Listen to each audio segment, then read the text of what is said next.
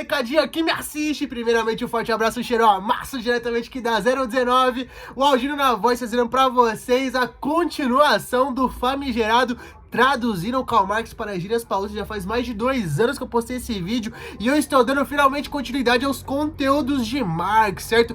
Nesse vídeo você vai aprender, você vai começar a entender o pensamento de Karl Marx. Não necessariamente você vai se tornar um comunista, mas você vai entender melhor como Marx pensava a sociedade. Ele entendia enquanto o carro do ovo está passando aqui na minha rua e diretamente da onde você está assistindo. Caralho, que saudade que eu tava do carro do ovo nos meus vídeos.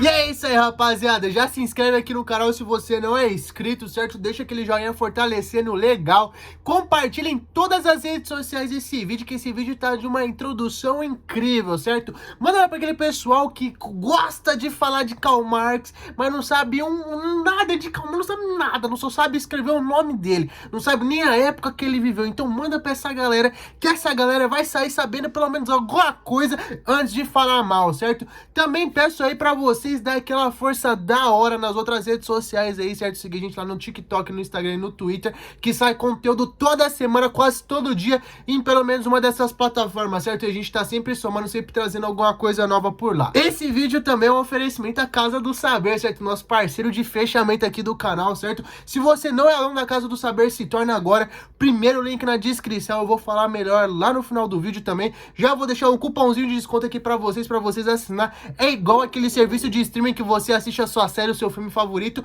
só que esse é de curso. São mais de 200 cursos dentro da plataforma, todos com certificado que você pode botar no seu currículo e imprimir, colocar na sua parede o certificado, certo? Então bora pro vídeo, vamos falar desse velhinho barbudo que revolucionou a história da humanidade. Falar de Karl Marx, fale bem ou fale mal, mas fale dele, é o cara da mídia, é o cara que tá na boca do povo, né? Por bem ou por mal, mal interpretado pra caramba, principalmente nos debates nas redes sociais, mas é um pensador que tá na boca do povo, menos na mente, porque se Marx estivesse na mente da população, a realidade seria outra, isso eu garanto a vocês. Marx nasce em 1818, no século XIX, onde hoje é a Alemanha, na época dele era a Prússia. Ele faz um rolê ali pela Europa, certo? Passa pela França e vai chegar lá na Inglaterra, lá em Londres, onde ele vai falecer em 1883.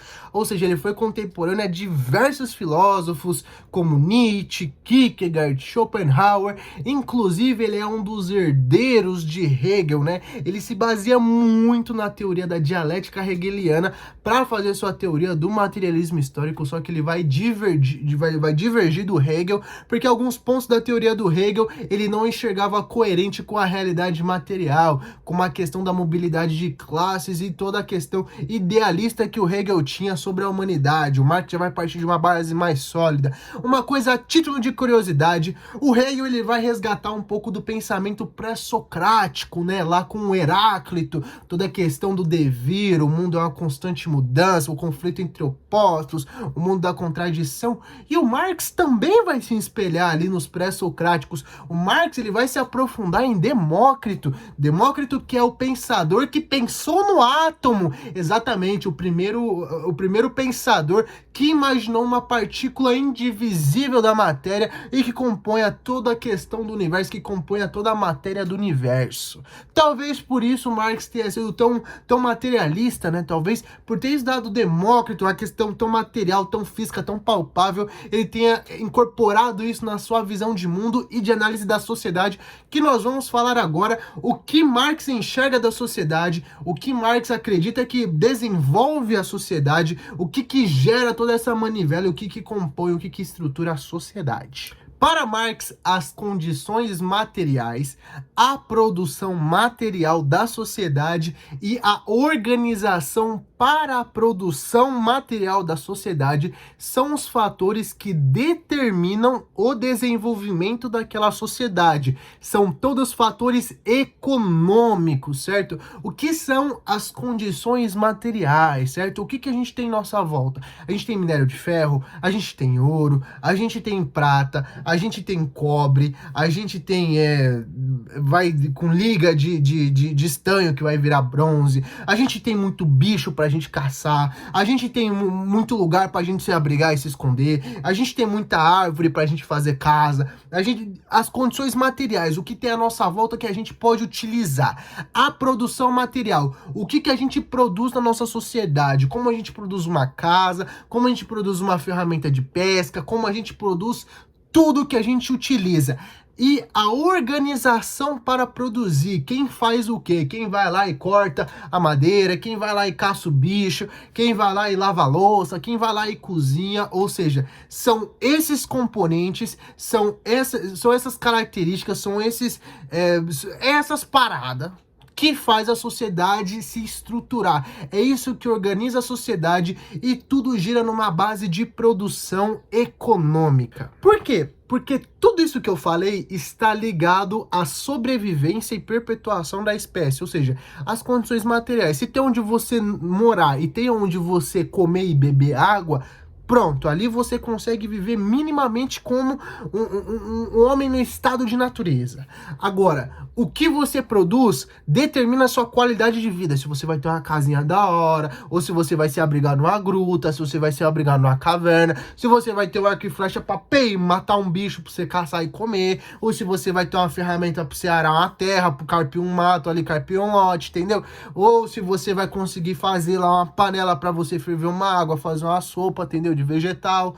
Então, tudo isso e ainda mais a questão da organização também. Quem vai fazer o quê? Quem é melhor, quem é mais ágil caçando? Quem é melhor, quem tem mão boa para cultivar? Quem é ágil para desenvolver isso, aquilo? Quem é inteligente para desenvolver aqui nossos utensílios? Entendeu? Então, tipo assim, tudo isso que eu falei são fatores determinantes para a perpetuação da espécie humana e para o desenvolvimento da sociedade. Então, toda a produção material da humanidade e toda organização para a produção material, a gente pode chamar isso de infraestrutura, certo?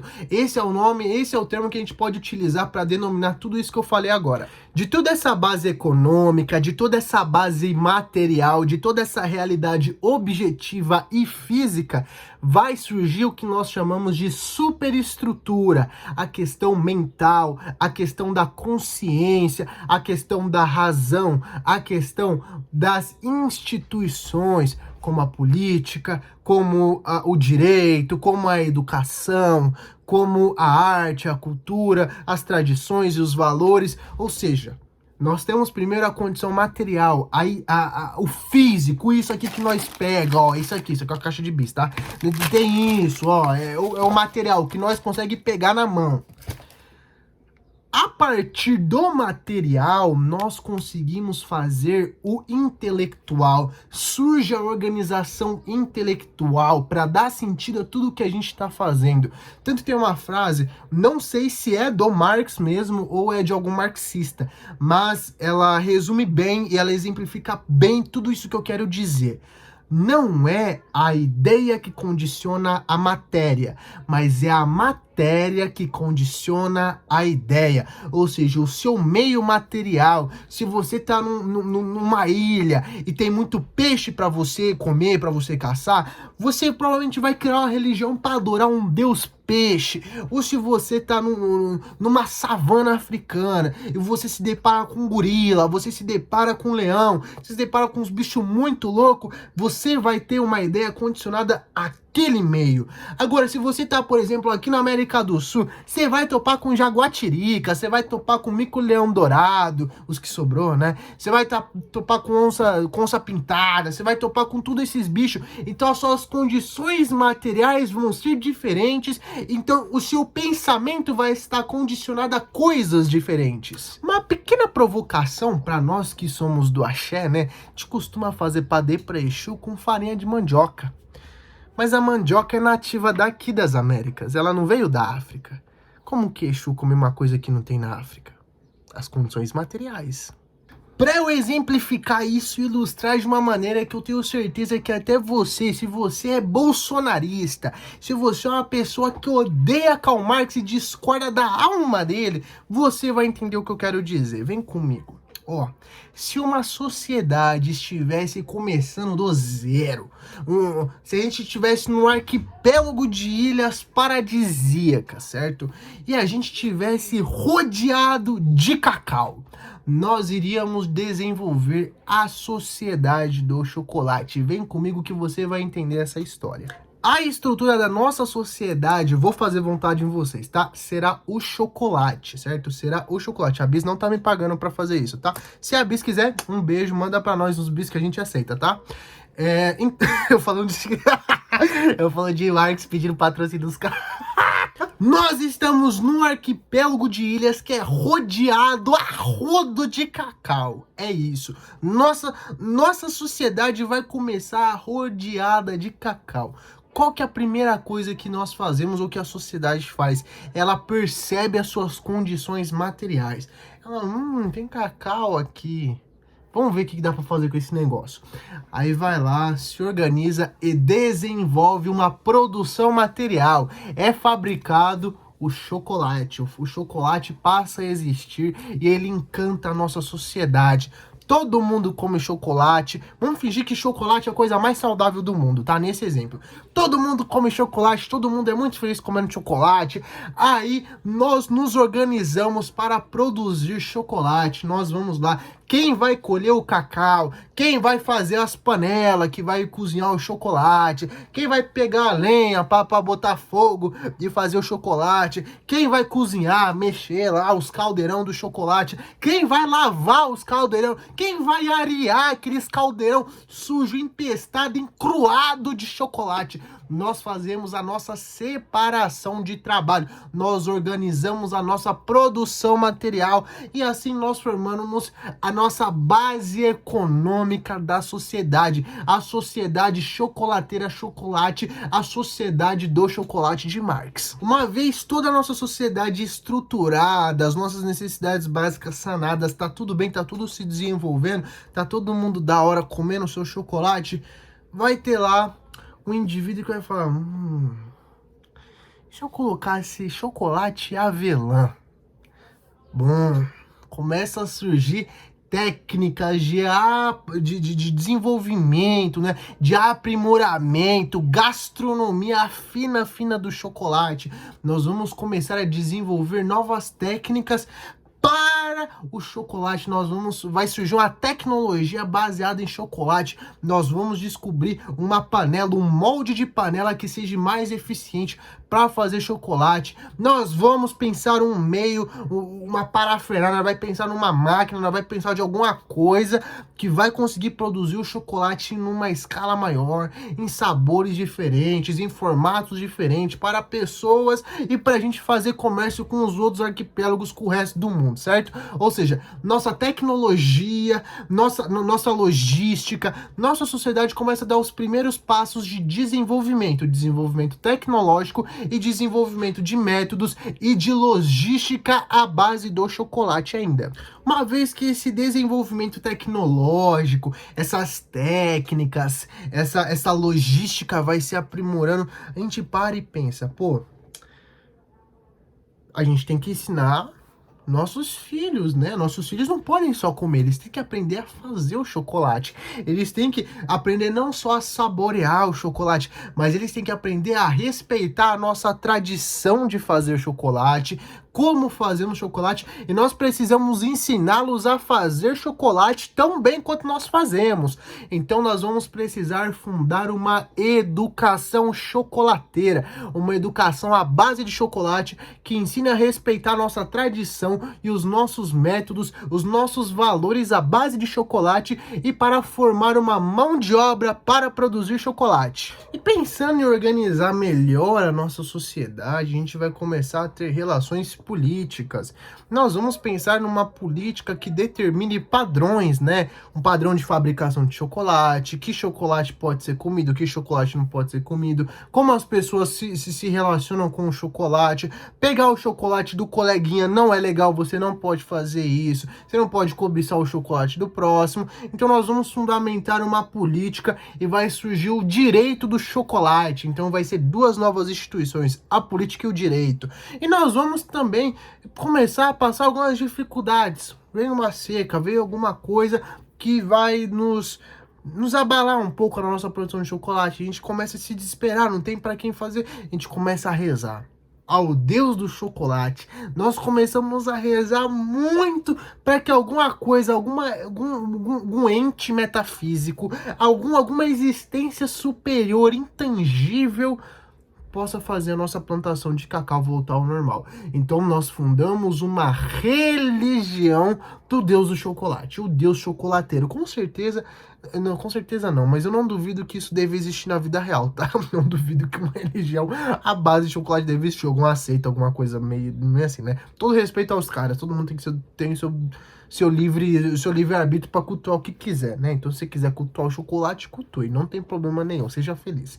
Mas enfim, nós vamos fundar realmente uma religião onde nós fundamentamos a nossa fé na melhor colheita, no nosso trabalho do chocolate, nós fazemos o nosso melhor, nós damos nossas oferendas, os nossos melhores chocolates, nossas primícias para esse Deus do chocolate. Nós oferecemos o nosso melhor chocolate que nós produzimos para esse Deus ele se agradar e trazer muito mais chocolate em abundância para nós. E essa religião, ela vai começar a fundamentar costumes e práticas que vão ser ditas do bem e do mal, práticas que são aceitas perante a divindade do chocolate e a sociedade que produz chocolate, e práticas que são punidas pelo Deus do chocolate e reprovadas pela sociedade que produz chocolate, certo?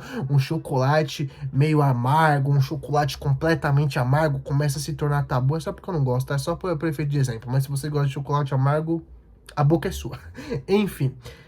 Coisas serão proibidas, então vai surgir uma moralidade. Lembre-se que moralidade é uma coisa e ética é outra. Moralidade são as regras do jogo, é como a sociedade se organiza e fala o que é certo e o que é errado a partir de uma tradição, e a ética, mais ou menos a crítica desses valores, é pensar, será que é isso mesmo? Será que é racional eu seguir isso, ou será que é só um efeito manada? Enfim, não é um vídeo sobre ética e moral. Provavelmente algum dia eu faça vídeo sobre isso. Voltando. Então nós vamos fundamentar uma religião, e essa religião vai dar base também a uma moralidade, a moral chocolateira. E todas essas instituições que vão motivar as pessoas a continuar produzindo chocolate vem extremamente influenciada pelo quê? Pela base econômica. Ou seja, a infraestrutura determina a superestrutura, uma recorrente da outra, e uma se modifica conforme o passo da outra. Se a gente pega, por exemplo, o próprio discurso cristão, né? O discurso que compõe a superestrutura do Ocidente, né?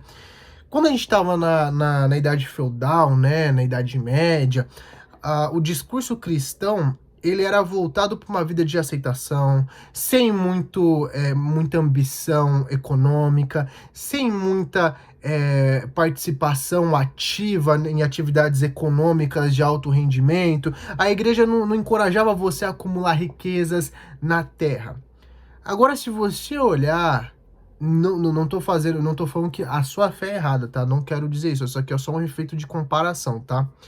Se você olhar os discursos das igrejas neopentecostais de hoje em dia, toda a questão da teoria da prosperidade, isso já é inerente ao discurso capitalista, ao sistema capitalista. Deus quer que você prospere, Deus quer que você seja rico, Jesus multiplicou os peixes, então ele vai multiplicar os peixes na sua carteira, e por aí vai. Ou seja, a infraestrutura, o modo de produção, a organização econômica do sistema feudal tinha uma lógica na superestrutura, né? A infraestrutura do sistema feudal era uma, onde tinha o senhor, né? O senhor feudal, aquele que mandava nas terras e o dinheiro ficava só para ele, e não era encorajado com que os próprios camponeses tivessem essa visão de acúmulo de riqueza. Então, para isso, nós tínhamos uma superestrutura que corroborava para isso, né? A própria moralidade, né, da Idade Média era uma coisa de aceitação, uma vida pacata, sem muitas ambições,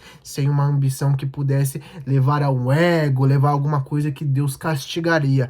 Hoje não, hoje na verdade se inverteu esses valores, né? Na verdade Deus quer que você prospere, Deus quer que você seja rico, Deus te trouxe, é o Deus do ouro e da prata, Deus fez Salomão o homem mais rico da terra e vai te formar também. Então, assim, o discurso da religião, o discurso da superestrutura, ele vai se modificar com a base da infraestrutura. Isso aqui é só um adendo, isso aqui é só um efeito de comparação que você pode verificar na história da humanidade. Tenho certeza, tava louco pra mim ver como é nesse bis, né?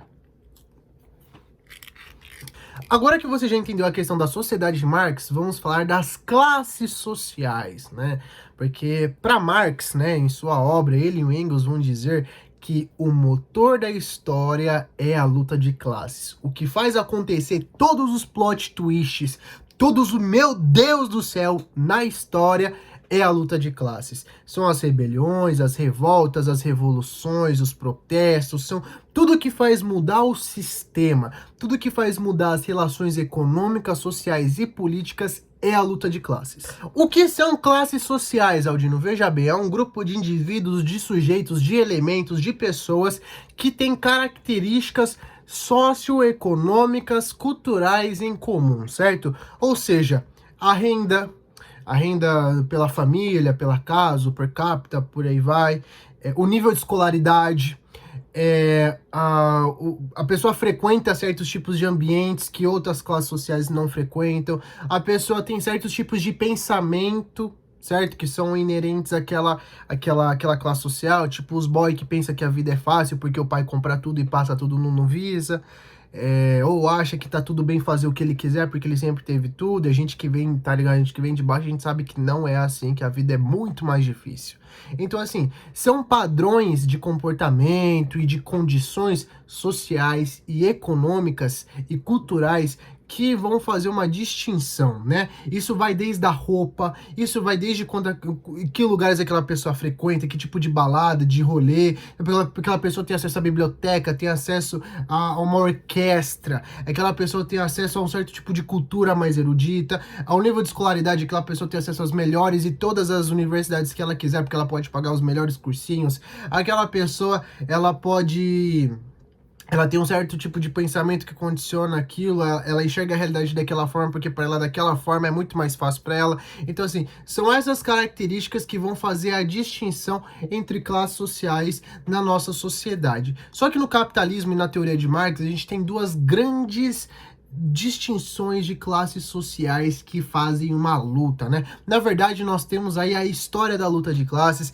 que vai desde os tempos antigos, quando a gente tinha lá, sei lá, os patrícios, e nós tínhamos os plebeus, os nobres, os plebeus, os senhores de engenho e os escravos, nós tínhamos os senhores feudais e os vassalos, que eram a mão de obra. Então a gente sempre tinha um grupo que dominava, nós sempre tínhamos uma classe dominante e nós tínhamos uma classe dominada. No capitalismo, essas classes são a burguesia e o proletário. E o que faz essa distinção de classes? O que muda? Qual que é o fator que determina essas classes?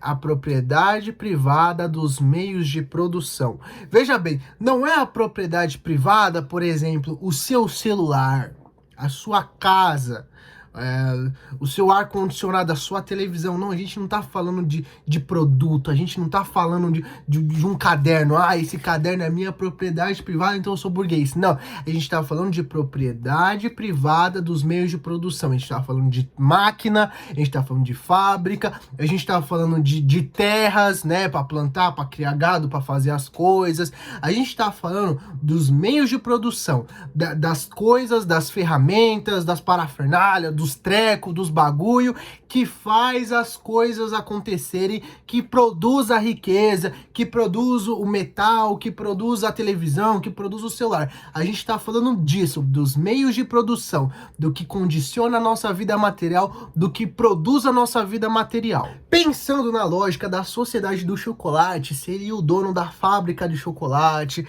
a marca que produz o chocolate, seria o dono das terras onde planta o cacau, seria o dono da fábrica que faz as embalagens, que embala o chocolate. Então seria essa galera que tem o que produz o chocolate, que tem o maquinário, que tem o espaço, que tem o negócio, a matéria-prima e o que vai fabricar.